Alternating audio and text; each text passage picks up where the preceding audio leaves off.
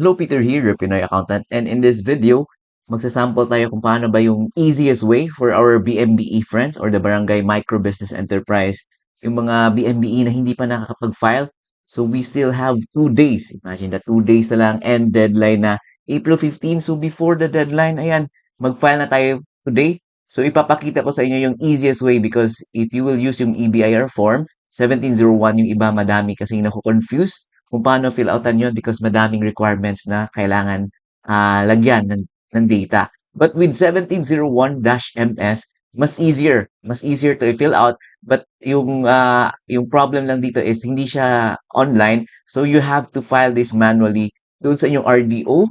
So ito, let's start. Let's begin to fill out this. Yun lang yung disadvantage niya is kailangan ito manual yung i-file. But as to filling out the form, ayan, mas easier to. So again, let's start. Let's begin to fill out our 1701-MS na form. So number one for the year, ayan, month, December, 12 yung ilagay nyo, and then the year, 2025.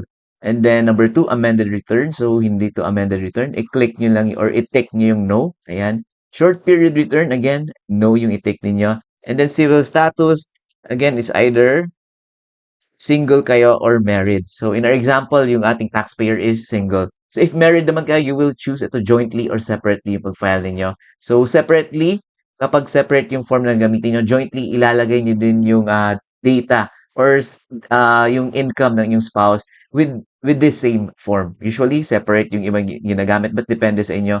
May video din tayo if you would want to file jointly but that is using the EBIR form naman. So ito, next option is not applicable. Spouse has no income.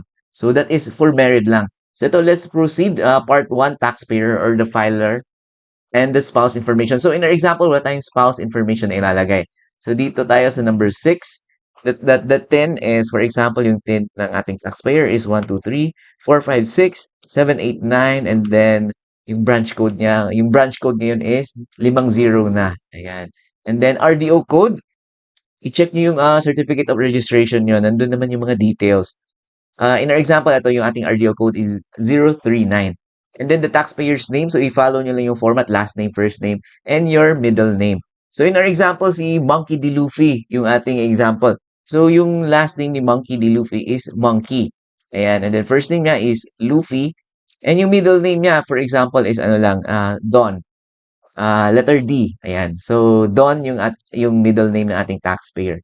So, ilagay nyo lang dyan, Monkey Luffy Don, yung name ninyo. And then, yung email address ninyo, ayan, example is, yung email address ni Monkey D. Luffy is monkeydluffy@gmail.com, gmail.com. And then, contact number, 0917-123-4567.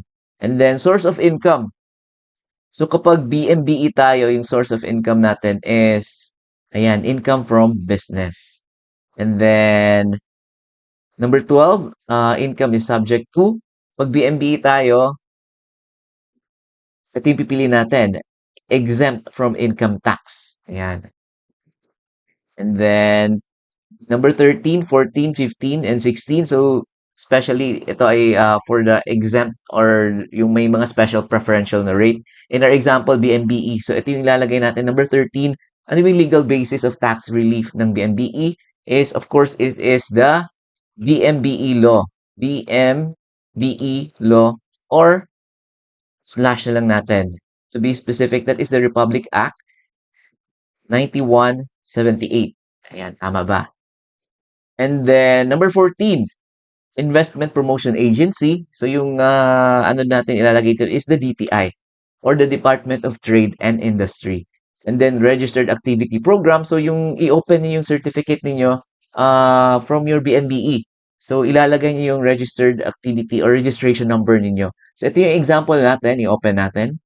So ito yung example nating BMBE Certificate of Authority. So BMBE registration number. So ito yung ilalagay natin 8888 0000000_8888. So registration number is 8888 50. Ayan, 50. And then underscore. Then apat ulit na 88. So i-double check nyo lang yung certificate ninyo. And then the effectivity date. Ayan, so nandun din yan sa certificate. So i-check natin. So effectivity date from and to. So kailan nag-start and kailan mag-expire. So this one is nag-start siya April 7, ayan, 2025, and then yung expiry niya is April 7, 2027. So ito yung ilalagay natin doon. So from yung format niya is month, ayan, April 5, 2025, ay April 7, I mean. And then yung expiry niya is April 7, 2027. Ayan. And then let's proceed. Method of deduction. So kapag BMBE kayo, itemized deduction yung pipiliin natin dito. Ayan. And then ATC, alphanumeric tax code, see table 1. So scroll down natin. Let's see yung table 1. So dito sa table 1, ito yung mga ATC natin. For BMBE, business income tayo, and then graduated IT rates. So pwede nyo itong i-copy actually. And then tandaan nyo lang yung kanyang code, that is II012 or 012. So balikan natin yung taas. So dito, this is yung ATC niya is the II012. And dito sa next na box is ipipaste natin yung graduated income dash graduated IT rates. And then let's proceed. Ayan, sa part 2, total income tax payable. Kapag BMBE kayo actually, zero. Zero lang yung ating income tax due because wala tayong income tax niya because we are exempted. But we still need to fill out yung ITR natin, or this one is a 1701-MS. So we still need to fill out yung sales, ayan, yung inyong cost of sales, and yung expenses na din ninyo because imo-monitor din yan ng BIR. So yung iba kasi nagtatanong is, pwede ba zero na din yung sales nila, zero yung expenses? So the answer is no. Dapat kung ano yung result ng business ninyo, especially yung BMB required din magsabit ng financial statements. So makikita din yon ng BIR. So let's proceed dun sa baba. Ayan, so sa page 2, ayan, huwag niyo kalimutan sa taas, upper left is your tin. Ayan, 1, 2, 3, 4, 5, 6, 7, 8, 9. And then tax filer's last name. So last name niya is Monkey. Ayan. And then let's proceed. So dito is letter A, taxable compensation income. So hindi to applicable sa atin kasi hindi naman employed si Monkey D. Luffy. So dito tayo sa sunod, letter B. Ayan, taxable business income. So we will be using itong graduated rates or the exempt. So yung pifill outan natin is dito na tayo sa B1. Kita nyo, for graduated income tax rates, special or preferential or exempt from income tax. So dito may reminder lang, wala tayong centavos kapag nagpa-file tayo ng ITR. So 49 centavos pababa, ita-drop down nyo yung centavos. Kung 50 centavos naman at pataas, i-round up nyo sa nearest whole number. So ito, let's proceed. Ayan, sales revenue.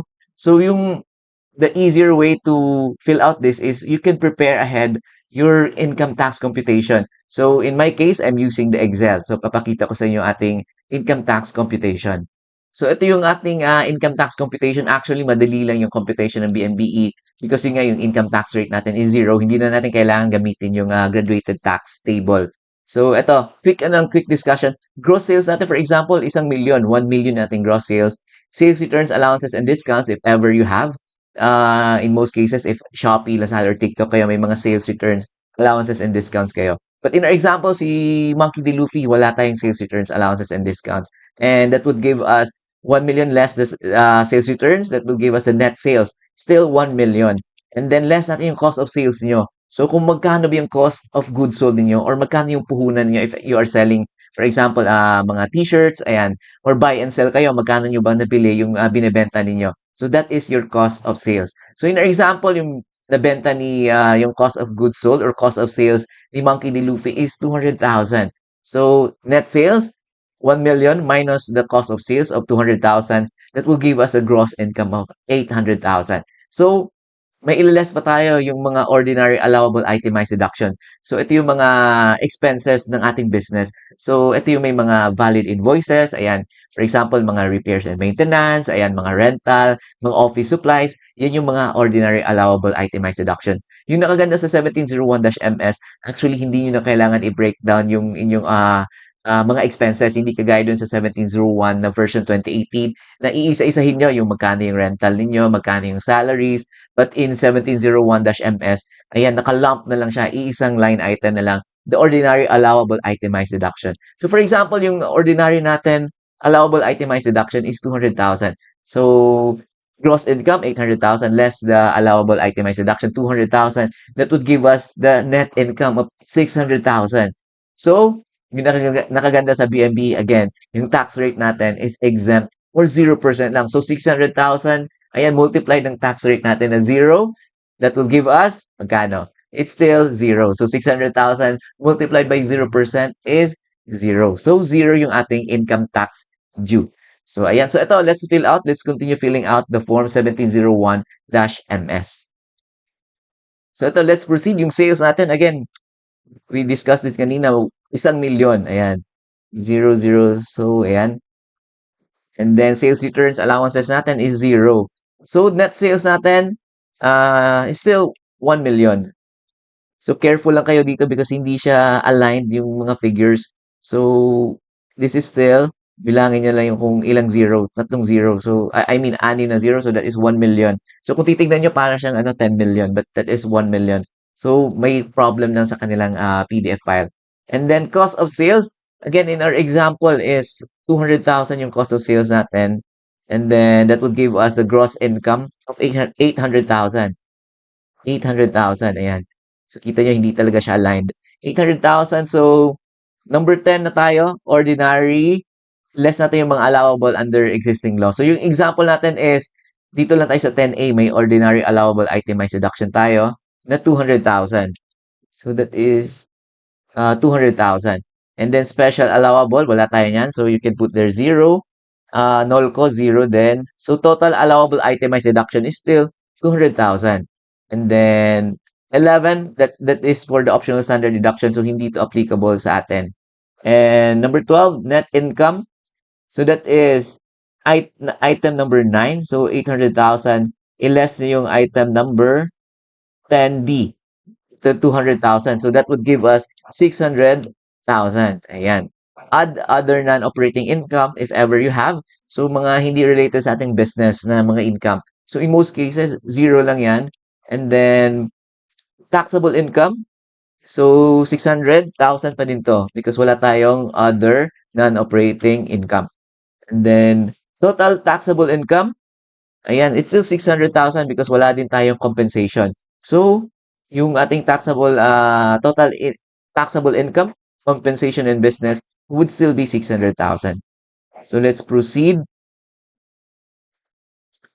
So, dito na tayo sa tax rate. So, ito for special, preferential, or exempt. So, in our example, BMB, exempt tayo. So, again, ilan ba yung ating tax rate? Ayan, 0 lang yung ating tax rate. Ayan, so ilagay nyo dyan, 0.0%. So, let's proceed. 17. Ayan, tax due. So, di ba? That is, item 14 daw, multiplied 16. So, 14 natin, 600,000. And then, multiplied by item 16, 0. So, that will give us 0. Ayan. So, 18A, this is for the total tax due for the compensation in business. So, again, this is still 0. Ayan. And then, let's proceed. 18B. So, this is for the undergraduated rates. So, hindi to applicable sa atin. So, leave it blank lang. So, let's proceed. Ayan, B2. So, this is for the 8%. So, hindi to applicable sa atin. So, part 5 na tayo. Ayan. So, prior years excess credits. Example, dun sa 2024 na annual ITR ninyo, i-double check nyo if ever may mga overpayment kayo and then yung option na pinili nyo is carry over as tax credit to the next quarter or the next year. So, in our example, 0 lang yan. And then, tax payments. So, BMBE tayo. So, in most cases, 99.9% ako dyan or 100% na wala tayong income tax payment for our previous quarters. So yan, zero lang din yan. And then the CWT or the creditable tax withheld for the first 3 quarters. I mean, i-double check siya if may 2307 kayo. But in most cases, pag BMBE kasi exempt tayo, hindi dapat wini-withholdan yung ating income payments ng ating income payer. So, ayun, if ever, ayan, you should notify your mga income payer ninyo that you are BMBE and exempted kayo sa income tax. So, exempted din kayo dapat sa withholding taxes. Ayan. So, in our example, ayan, zero lang yung ating CWT for the first 3 quarters. So yung 2307 again that for our fourth quarter is still zero. So actually zero lang yung mga figures na ilalagay dito but di-discuss ko lang yung mga line item. Ayan. So 2316 zero lang yan because wala tayong compensation. And then tax paid in return previously filed if this is an amended return. So, hindi to applicable sa atin. And then, ito yung mga foreign tax credits, special tax credits, hindi din to applicable sa atin. Other tax credits, ayan, hindi din applicable sa atin. So, you can just put there zero. Ayan, so total tax credits natin is zero. So, pwedeng lagyan nyo na lang ng zero. Yan, so that hindi kayo malilito. Na zero lang yung ating mga tax credits and payments. So, number 6, ayan, tax relief availment. So, dun sa previous na form, 1701 version 2018, tayo mismo yung mag-fill out, tayo yung magko-compute kung magkano ba yung ating tax relief availment. So, kung magkano ba yung na-benefit natin, yung should be tax due natin, but since we are BMBE, zero yung ating tax due. But in 1701 MS, yung nakaganda dito, if pansinin niyo, nakalagay dito, naka-indicate for BIR use only. So, ibig sabihin yung BIR personal na yung magko-compute ng figure na ito. So, leave it blank na lang. Ayan. So, di ba? Mas easier na siya. So, let's proceed to our page 1. So, dito sa page 1, yung kailangan natin na fill outan is the part 2, the total income tax payable. Again, BMBE, zero lang din yan. And income tax due natin is, ayan, you just read saan ba ito galing. This is from part 418A, but that is just zero. Ayan, let's share. Hindi naman ito applicable sa atin, just so you can put there zero. Ayan, net income tax due. Ayan, 19 less 20, still zero. Ayan, income tax due for the regular rate, hindi ito applicable sa atin. So, leave it blank. So, total income tax due natin is still zero. Ayan, less total tax credits or payments natin, zero lang din yon. So, the tax payable natin is zero. And then, less tax due, number 26, if installment. So, zero lang din naman yan. So, hindi din to applicable sa atin. So, the amount of tax payable natin is still zero. And then, the penalty, since, ayun nga, yung nabanggit natin, we should file this on or before April 15. So, after April 15, ayan, may mga penalties na yan. So, kailangan nyo nang magpa-compute ng penalties. So, sayang din naman yung mga penalties. So, ayan, file on time tayo. So, zero lang yung mga penalties natin. Zero yung surcharge, interest, and the compromise. Total penalties natin is zero. So, yung total amount payable natin is, ayan, it's still zero. Ayan. And then, number 30, aggregate amount payable natin is still zero. So, 31 is overpayment. Hindi to applicable sa atin because wala tayong overpayment. If ever may overpayments kayo, ito yung mga options to be refunded, to be issued tax credit certificate, but yung pinipili dyan usually is to be carried over as tax credit for next year because medyo mas complicated yung process pag to be refunded and to be issued tax credit certificate. Ayan, so let's proceed. Number 32, ayan, click nyo yung agree and then lagay nyo yung name, yung printed name and signature. Ayan, so in example, Monkey D. Luffy. Baliktad yata. Ayan, Luffy the Monkey. First name muna and then, ayan, last name. And then then ni Monkey D. Luffy, again, 1, 2, 3, 4, 5, 6, 7, 8, 9. And then, number 35, leave it blank na number of attachments. So, ayan, so that's it. We have completed our 1701-MS. This is, yung example natin is for BNBE. So, ito, i-print nyo to at least 4 copies and then go to your RDOs. Ayan, kung saan kayong RDOs na bebelong and isa-submit nito because manual na to.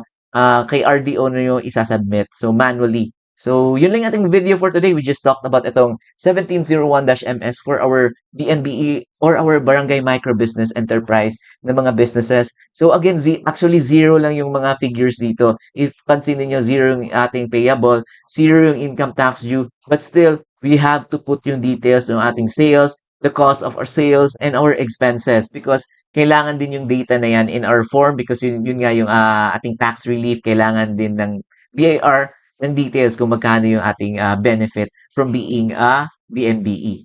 So, yun lang ating video for today. My name is Peter, your Pinoy accountant. If may mga tanong kayo, just comment down below.